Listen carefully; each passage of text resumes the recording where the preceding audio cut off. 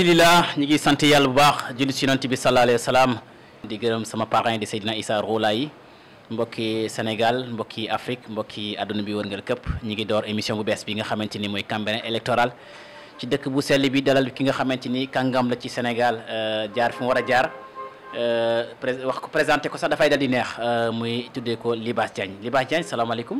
waaleykum salaam Elmat maa ngi lay nuyu di la ziar di la remercier vraiment si invitation bi parce que vraiment xam naa ni kii nga ba sonn mais il fallait que ñu vraiment wuy si la si woote bi nga xam ne jot nga nu ko woo si waxtaane lu nga xam ne mu ngi jëm si Cambérène donc ñu ngi la siy jaajëfal di la remercier di nuyu sa équipe bi tam quoi.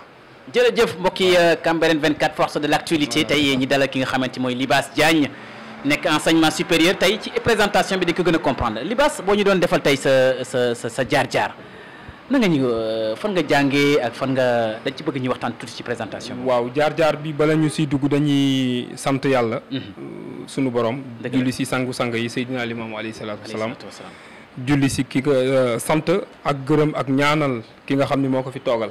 di Chérif Abdoulahi. amiin di ko ziar di ko ndokkeel si guddi yi ñu génn. di aussi ziar njabootam gi yëpp. dëgg la. kaw ba ci suuf ñëpp ñi mu jaboote ñëpp ñu ngi leen di ziar Sénégal yëpp di nuyu Cambérène yëpp tam. ndeysaan di remercier suñuy wayjur di ñaanal suñu wayjur bu jigéen fa mu nekk barzaq yàlla defal ko fay xéewal. amiin suñu wayjur bu góor bi fi desandi ñaanal ko yàlla mu yàgg fi. amiin sama wayjur papa Kana. ak ay frère am ak i sœur am ak seen njaboot yëpp. amiin donc pour présenter wu Libasse Diagne laa tudd maa ngi juddoo Cambérène fi laa yaroo fi laa màggee. fi laa jànge it fi laa jànge depuis primaire fi laa nekk ba am fi certificat en entrée en sixième fortu si aussi si alxuraan tam fi laa ko jànge tamit jóge fi après daal di dem CM Ibrahima Thiaw foofu laa amee BFM jóge fa daal di dem lycée Seydina Limamou Laye Pikine Guédiawaye foofu la ñu amee bac biñ fa jógee aussi ñu dem CEDT G15 centre de formation d'entrepreneuriat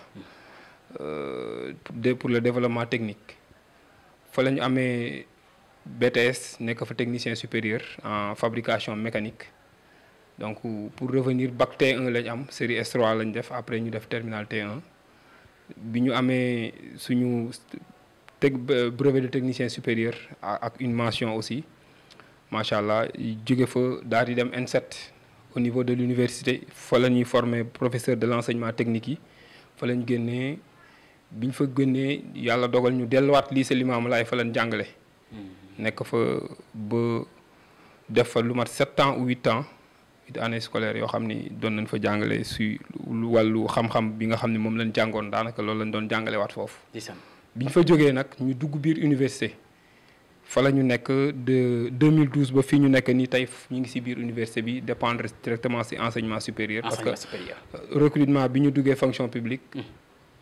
formation professionnelle ak enseignement technique lañ duggee. bi ñu duggee après ñu soxla profil boo xam ne ci wàllu pédagogie au niveau de l'université ci structure damay bañ a tudd structure bi. mais foofu rek laay mën a yem ci biir université la en tout cas. ñu yor fa loo xam ni tamit yàlla dogal na au niveau national yàlla mi ngi ñu ko dénk. boobaak léegi aussi ñu ngi ci taxawal askan wi. taxawal fa aussi Cambérène. dëgg la taxawal fa aussi suñu njaboot taxawal fa vraiment képp koo xam ni yaa ngi yëngu ci wàllu njàng ak njàngale.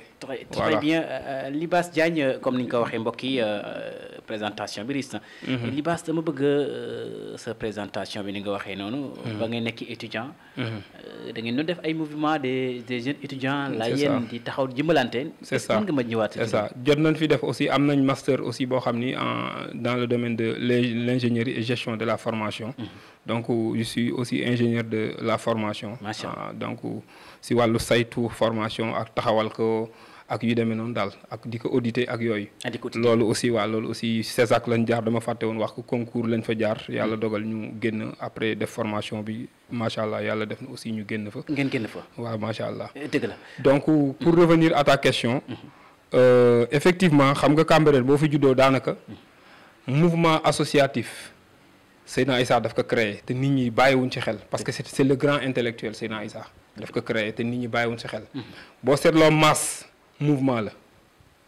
masse yi ngay gis nii mooy tour dimanche yi nii def noonu. mouvement la. d'accord parce que lépp luy aju si mouvement daanaka boo ko xoolee si biir masse da nga koy gis foofu kon foofu lañ njëkk jànge loo xam ni dafa jëm si wàllu mouvement. ci wàllu mouvement parce que si wàllu dimbalante si wàllu jàppalante si côté doole si finance si alal ak si nemmi konte. dëgg la parce que tey bu ñu dajee fii dimanche bee ñu daje si kër gee donc foofu dina am lu bëri loo fay jàng. kër gi nga dem naan fa tour def fa tour en tout cas ndaje la boo xam ni day am par semaine par 2 semaines foofu fa ngay jàng lu bëri. si dimbalante si taxawalante si wàllu social ak yu demee noonu même si wàllu sax développement parce que am na yoo xam ni bu ko dëkk bi bëggee si maas yooyu lay jaar kon li ñu jëkk a jàng ci wàllu mbooloo ak si wàllu luy dimbalante lu jëm si laayante biir si loo xam ni da ngeen bokk génération wala sax bokk leen génération loolu ñu ngi ko jàngee foofu. donc si njàngaleeg yonente la. biñ ci jógee nag ñu dugaat si école yi boo jàngee dina am yu fay xew. mais nag si côté école moom en général j'étais pas tellement kii parce que je préférais mu jàngee rek wàcc. waaw mais teewul. si biir école boobu yàlla dogal na mouvement biñ ci jëkk a dugg. boo xam ne lu ñu xam la lu fës la boobu kii la quoi mooy l'amicale des étudiants élèves Layène.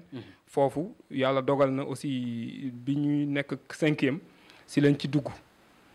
ba daanaka macha allah ñi ngi nekk ak gars yi te lu bëri aussi jàng nañ ko foofu demoon nañ sax ba nekk fa responsable zonal quoi c'est-à-dire côté Guédiawaye Limamoulaye ak école yi nga xam ne moom la polarisé yore woon naa ko aussi au niveau national si comment dire comité d'organisation bu amical étudiants élèves Layène aussi nekkoon nañ foofu yoroon fa aussi nday ndombol tànk ba yàlla dogal ñu continuer jàng. très bien kooku mbokk yi kii mooy Libaas Diagne ñu ngi fi nga xamante mooy Cambérène 24 forces de l'actualité moom Libaas Diagne di enseignement supérieur Libaas Diagne université Cheikh Anta Diop de Dakar. man ndax étudiant ressortissant Layène yi ñu ngi fa.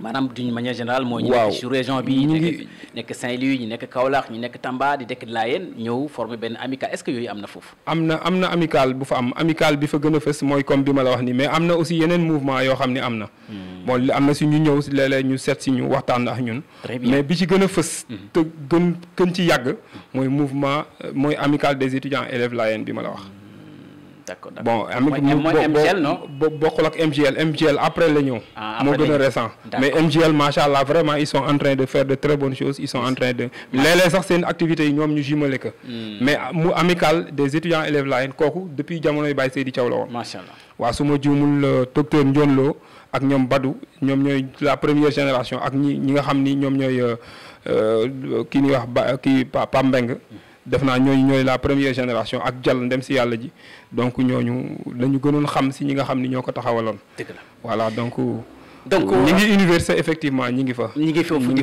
représenté Sénégal yëpp. di fa représenté voilà mooy xale étudiants yi Cambérène. exactement Cambérène 24 forces de l'actualité ñi ngi dalal ki nga xamante ni moom mooy Libaas Diagne comme ni ñu ko waxee enseignement supérieur di doomu Cambérène Libaas Diagne tey dañu ñëw ci éducation Cambérène.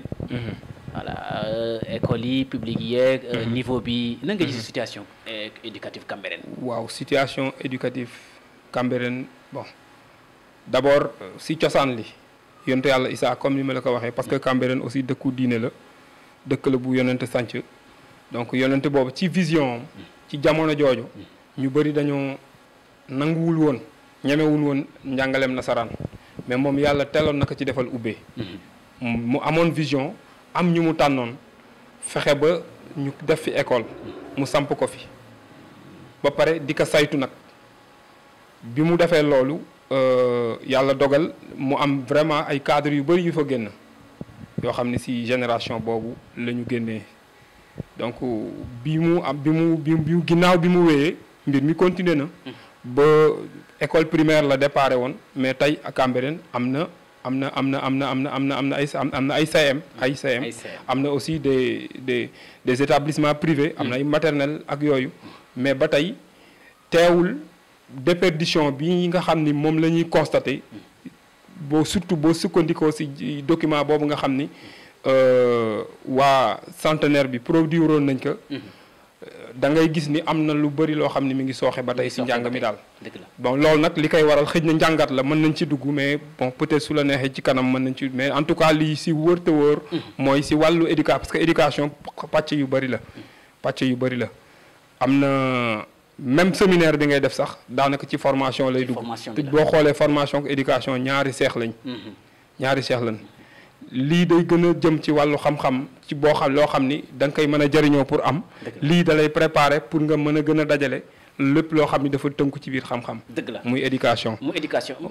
Libaas Diagne moom lañ dale fi nga xamante mooy Cambérène 24 force de l' actualité tey Libaas Diagne damay ñëw da nga ci benn doomu Cambérène. bu jékki-jékki bàyyi naa jàng. dem ci camion yi. bàyyi naa jàng dem ci tailleur yi. bàyyi naa jàng dem ci di jaay téléphone jaay portable. te bëri na ci Cambérène tey. gis nañ ci CM yu bëri. waa Parcelles waa Guédiawaye ñoo ko feesal. doomu Cambérène nanguñ jàng la moo waral loolu. li ko waral mooy doomu Cambérène dañu leen yar si teel a am jom.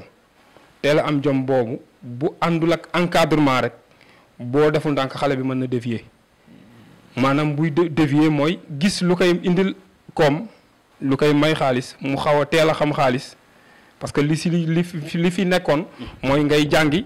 di dem tool wala boog ngay jàngi di ànd ak sa waajur effectivement di dem tool wala ngeen dem ci chantier yi. léegi foofu bu fay dara di ruus bu am àndul ak encadrement ñu taxawu xale bi rek mu déperdiru day yomb. parce que dina dem ba koom bi muy gis di ko am di si mën def dara di si faj wala mu si defal boppam dara di ko defal waajuram bu deful ndànk ay waajuram jàppale wuñ ko encadré wuñ ko taxawu ko.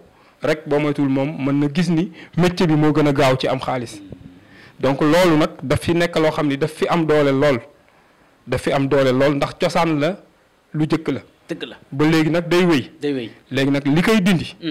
xëy na am nay solution parce que problème aussi boo gis am na ay solution waaw problème boo gis am nay solution bari na fi nag bari na fi ba benn instant boo xoolee maanaam li ngënk Cambérène ci wàllu administration ak yooyu daf si xaw a sax feeñ.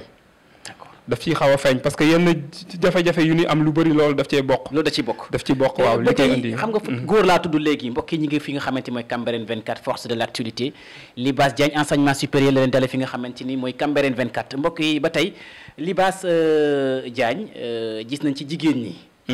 ñoom dañuy dal di jàng ba pare am jëkkër.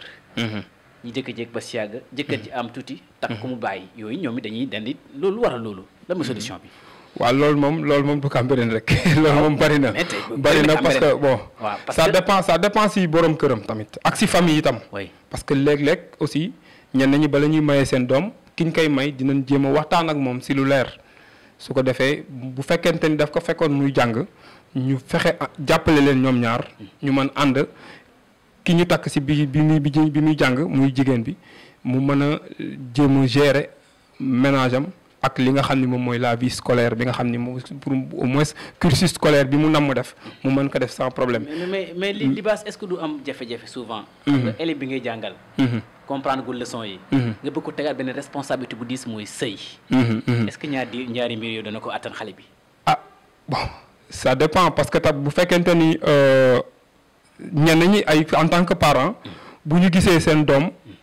dugg ki génn bari wala yu demee noonu bu ñu gisee ki muy amanteel wala ki muy gisanteel dalul seen xel bon de façon responsable quelque part quel que soit son niveau sax quoi bu fekkente ni majeur na rek ñenn ñi dañuy gis ni dañuy woo ki nga xam ne moom la seqal ñu waxtaan ak moom donc loolu bu fekkente ni xale bi dafa bañ teel loolu dugg si yooyu ci xëj na day téye boppam bañ a dugg si détail yooyu parce que def naa mariage forcé moom daanaka bareetu fi léegi bareetul donc su amee rek c'est parce que bëggante am na waaw te bëggante am na te boo en général fës na wala ñu am parents yu ko ràññee ba vraiment jël seen responsabilité bañ dara xew ci loolu daal nekk na loo xam ni man gis naa ni moom mooy. nga gis ne résultat bi mbokk yi ba tey Libaas Diagne lañ dal fi nga xamante mooy Cambérène 24 force de l' actualité yow yaa ngi ci enseignement supérieur di université Cheikh Anta Diop de Dakar. gis nañ ne nga souvent rare nga gis nañ ni kii étudiant wu Cambérène la ingénieur lay génnee. ay technicien la. doo ko dégg ci Cambérène. même bu ñuy wax ni les seen ingénieurs yi ci Cambérène doomu Cambérène bëriwuñ. te fii mooy capitalu diini ji. voilà lan moo waral est ce que foogoo ne. xale bu jóg ba si yàgg jàng ba si yàgg mu ne bàyyi damay dem ci maçon bi moo waral loolu. xale bu jigéen buy jàng ba si yàgg dem damay sëyi est-ce que du loolu mooy waral saa su nekk rek. waaw loolu aussi effectivement. c'est lié parce que mooy comme li ma la wax sànq bu fekkente ni xale bi dafa teel xam xaalis wala mu nekk jànq xale bu jigéen teel dugg si wut coro pour m'excuser du terme donc loolu aussi mën na indi ay sooxe si yenn parents yi maintenant effectivement bari na fi parce que nit ñi léeg-léeg yaa ngi jekk ñu si bëri da ngay jekk yàgg dajeek ñoom gis leen ñu yor doom mu xaw leen handicapé ba du ñu mën a ko mais aussi il y a des exemples parce que man comme que maa ngi yëngu si éducation gis naa ñoo xam ni seen jëkkër ñoo leen di soññ si vraiment ñu si biir sëy bi ñu continuer di jàng di leen fayal loolu am na mais bu fekkonte ni mën nañ leen gën a encourager gën a aussi taxawu leen ba jàppale leen vraiment ñu mën gérer loolu parce que bu sëy xasee ba am ñu si bëri du ñu bëgg yàqu-yàqu am si diggante bi mais teewul gis nañ ñoo xam ne ñi ngi def examen lu mel ni bac wala master si biir nañ nekk enceinte teewul am na si ñoo xam ne dañoo accoucher xëy na exemple yooyu bariwul lool Cambérène mais ñu ngi koy gis léegi ñu ngi koy gis mais ñun kon li ñuy def rek mooy xëy na ñi nga xam ni ñoom ñoo nekk ay parents d'élèves fexe ba seeni njaboot ñu jàppale leen si loolu parce que fi jamono ñu toll léegi avant lii sax avant jamono ji sax nit mu kenn rek mënul yor lépp mënul def lépp léegi nag toll nañ foo xam ni métiers yi bari na li nga mën a def pour am koom-koom bari na mais li ëpp si li ngay mën a def léegi nga am xam-xam am diplôme bi dana la dimbali parce que même bu dee da nga nekk ouvrier bu fekkente ni da ngay war a def devis boo pour ñu defal la devis rek da ngay dem gis nit mu defaral la ko alors que am na benn niveau wala am na benn formation boo doon def di nga mën defal lépp sa bopp ba proposer que sa client bu desul lu dul ngeen waxaale bu juboo nga mën dem defi exécuter li nga xam ne moom ngeen waxante kooku vraiment jàng ko pour mën ko daf ciy baax daf lay dimbali ba tax na parents yi ñi ngi leen di ñaan ñu bàyyi xel ci loolu ñi nga xam ni dañu am doom muy jàng te ñu gis ku koy bëgg tam tàng mënuñu ko ñàkk maye nañu fexe ba waxtaan ak parent wu kooku ki ñuy may ak ki ñuy may su ko defee ñu jàppale xale yooyu parce que man mii di wax sama soxna bi ma koy jël boobu ba xëy na fekk na mu nekk xaw a dëgër nekk na université ba am fa 3 ans mais toppaat naa ko ba mu yeggali ci cycle am ba am maîtrise am bu pare après mu am yeneen formation te ci biir sëy bi ci biir kër gi kooku loolu rëy na donc loolu tamit ñi yu mel noonu dañu war a fexe bu dee comme que sëy mënta ñàkk te fii dafa am njàngale boo xam ni njàngalee diine la boo xam ni déjà boo nekkee xale lañ lay maye bu dee boolu dafa continuer njàng mi am continuer bu sëy ba duggee ba ñu consommer mariage boobu li ciy gën mooy ku jigéen ko bu jàngee ñu fexe ba vraiment ñi ko wër muy ñaari famille yi seq sëy yi ñu taxawu leen ñaar ñëpp su ko defee xale bu jigéen bi mën a wéyal njàngam ba mënta jariñ si aussi famille bi yëpp quoi macha allah donc kii di leen jig daje ci beneen numéro ci kat ñu la suñu borom merci beaucoup à la prochaine